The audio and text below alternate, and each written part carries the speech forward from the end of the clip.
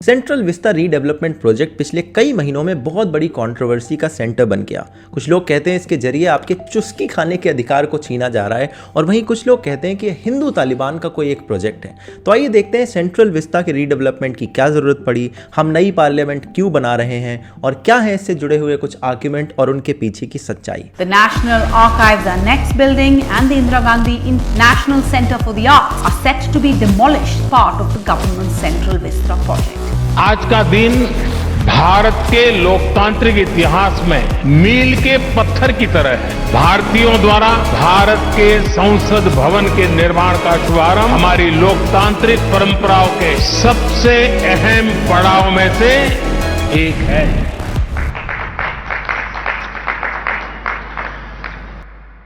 सबसे पहले जानते हैं कि नई पार्लियामेंट की क्या जरूरत है। देखिए, यहाँ पर कई सारी रिक्वायरमेंट्स हैं। सबसे पहली रिक्वायरमेंट है कि साल 2026 में हमारे सांसदों का नंबर बढ़ेगा। देखिए, हमारी पॉपुलेशन कई सालों से बढ़ रही है, बट उनको रिप्रेजेंट करने वाले सांसदों का नंबर हमने कांस्टेंट रखा है और अब जब ये बढ़ेगा तो उनके जो सीट्स हैं वो ऐड करने की सुविधा हमारे लोकसभा और राज्यसभा के भवन में नहीं है। इसके अलावा जो एग्जिस्टिंग पार्लियामेंट है, बिल्डिंग पुरानी है, तो यहाँ पर जो टेक्नोलॉजी यूज़ हो रही है, चाहे कम्युनिकेशन की हो या फिर वोटिंग के लिए हो, और भी तमाम सारी टेक्नोलॉजी वो भी पुरानी है।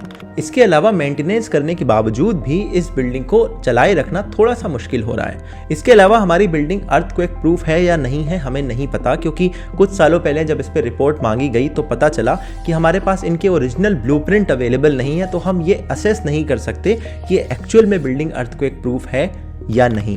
तो इन सब कारणों की वजह से हमें नई पार्लियामेंट बिल्डिंग की रिक्वायरमेंट है। जो बाकी ऑफिसेस हैं कई सारे मंत्रालयों के, वो अभी रेंट पर अवेलेबल हैं दिल्ली के अंदर, और उसके रेंट पर हमारी केंद्र सरकार साल भर में 1000 करोड़ रुपए खर्च करती है, ऐसा उसने सुप्रीम कोर्ट को बताया है।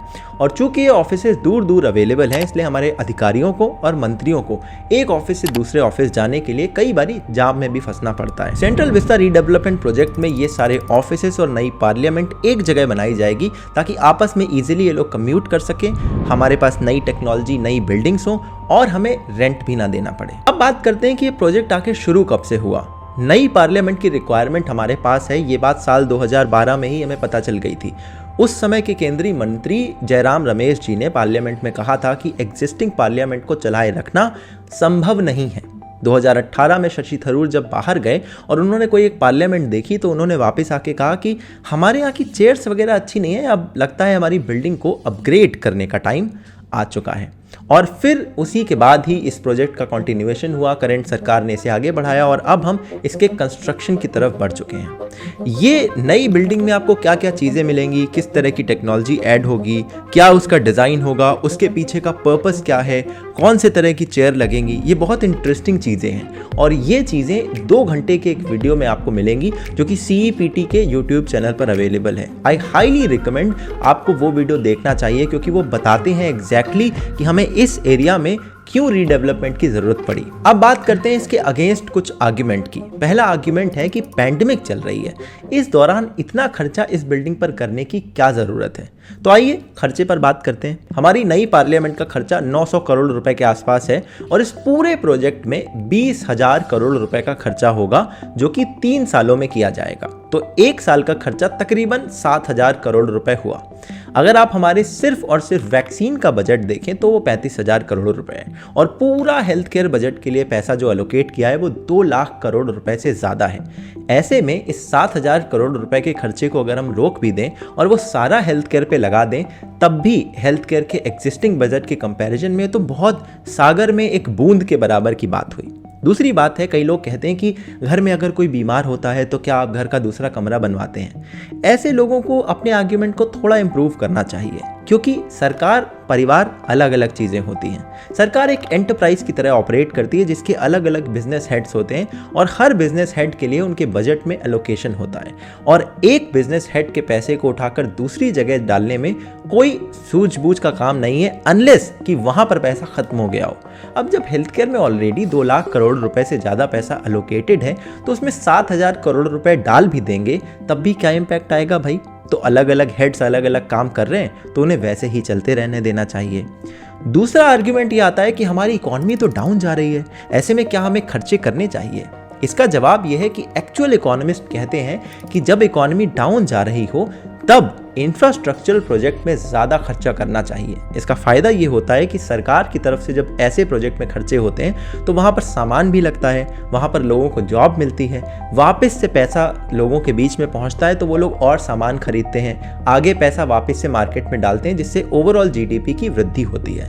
इसी वजह से अगर आप इस साल का बजट देखें तो सरकार ने अलग अलग राज्यों में बहुत सारे इंफ्रास्ट्रक्चर के प्रोजेक्ट सैंक्शन करें और उनके लिए पैसा एलोकेट किया है। अब यहाँ पर भी देखिए पॉलिटिक्स तो है, क्योंकि ये उन्हीं राज्यों में पैसा एलोकेट किया गया है जहां पर चुनाव आने वाले हैं या भी रिसेंटली हुए हैं। पॉलिटिक्स असाइड, अगर मैं आपकी बात की सिर्फ आर्ग्यूमेंट की बात करूं तो आपका आर्ग्यूमेंट फ्लॉड है, क्योंकि इकोनॉमिस्ट कहते हैं कि जब इकोनॉमी डाउन जा रही हो तो इंफ्रास्ट्रक्चरल प्रोजेक्ट में पैसा लगाना चाहिए। तीसरा सवाल उठता है कि यहाँ पर जो लोग काम कर रहे हैं उनकी हेल्थ का क्या, तो उसके लिए जवाब ये है कि सरकार बताती है और जो वहाँ पर मीडिया भी ग्राउंड पर रिपोर्ट करने गए हैं, खासकर वो मीडिया जो सरकार को पसंद नहीं करती, इस प्रोजेक्ट को पसंद नहीं करती, वो लोग भी बताते हैं कि वहाँ पर जो लेबर है उनके रहने खाने सब का प्रबंध उसी एरिया में किया गया है ताकि उन्हें बाहर की दुनिया से ज़्यादा संपर्क ना करना पड़े और उनमें इन्फेक्शन होने की संभावना कम से कम हो। चौथी बात है कि लोग यहाँ की कंस्ट्रक्शन की फ़ोटो दिखाकर कहते हैं कि कितना सुंदर एरिया था, कैसा बर्बाद कर दिया। मुझे लगता है कि ये शायद इस सारे आर्ग्यूमेंट में सबसे डम आर्ग्यूमेंट है, क्योंकि अंडर कंस्ट्रक्शन फ़ोटोज़ तो किसी भी जगह की आप देखें ख़राब ही दिखती है। आपको जो मैंने CEPT वाला वीडियो सजेस्ट करा है वहाँ पर क्लियरली उन्होंने दिखाया है कंपेयर करके हमारे एग्जिस्टिंग इंफ्रास्ट्रक्चर को ग्लोबल जो सेंट्रल विस्ताज हैं अलग अलग कंट्रीज़ में वहाँ से, और बताया है कि कैसे हमारा सेंट्रल विस्ता प्लान्ड अच्छे से नहीं था। ना तो वहाँ पर जो कार्ट बेचने वाले जो सामान बेचते हैं उनके लिए कोई एग्जिस्टिंग जगह है जो स्ट्रक्चर्ड तरह से बनी हो, ना ही वहाँ पर पार्किंग एक स्ट्रक्चर्ड तरह से बनी हुई है, और भी कई सारी प्रॉब्लम्स हैं जिसे अब इस रीडेवलपमेंट प्रोजेक्ट के ज़रिए सही किया जा रहा है। जो पेड़ यहाँ पर अभी हटाए गए हैं कंस्ट्रक्शन के लिए उनको भी सरकार ने प्रॉमिस किया है कि हम रीट्रांसप्लांट करेंगे, और जो आप इनके ब्लूप्रिंट और जो भी आप इनके नक्शे वगैरह देखेंगे उसमें दिखाया है साफ साफ कि यहाँ पर जो हरियाली का इंतजाम है, जो पेड़ पौधों का इंतजाम है, वो अच्छी खासी तरह से किया गया है। तो ऐसे में अंडर कंस्ट्रक्शन फोटो शेयर करके कहना कि ये जगह पूरी उजड़ गई है, I don't think is a good argument.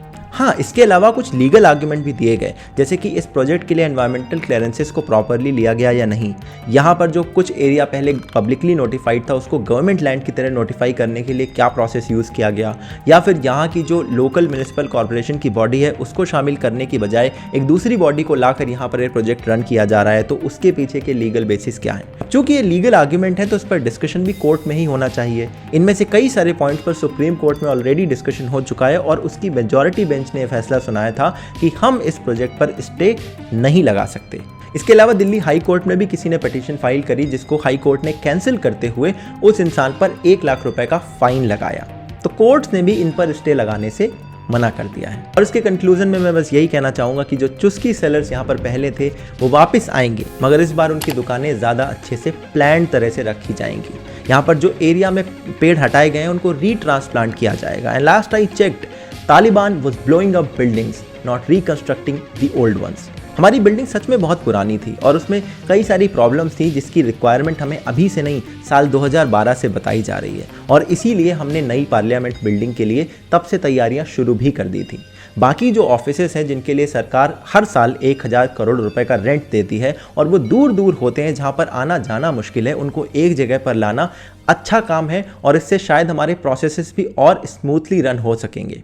और इसके रिलेटेड जो भी लीगल आर्ग्यूमेंट है वो तो सुप्रीम कोर्ट और हाई कोर्ट ने पहले ही सुनकर नकार दिए हैं। तो अब जो इसके ऊपर आप बातें सुनते हैं उसमें फैक्ट्स कम और पॉलिटिकल रेटरिक ज़्यादा है। तो that's it for this video. अगर आप मुझसे जुड़ना चाहें तो आप पेट्रियन पे मुझसे जुड़ सकते हैं, डायरेक्टली अपने फीडबैक, क्वेश्चन, सजेशन सब कुछ दे सकते हैं। लिंक आपको पिन कमेंट में मिलेगा। मैं आपसे मिलूंगा अगले किसी वीडियो में, तब तक के लिए अपना ध्यान रखिएगा। जय हिंद, वंदे मातरम।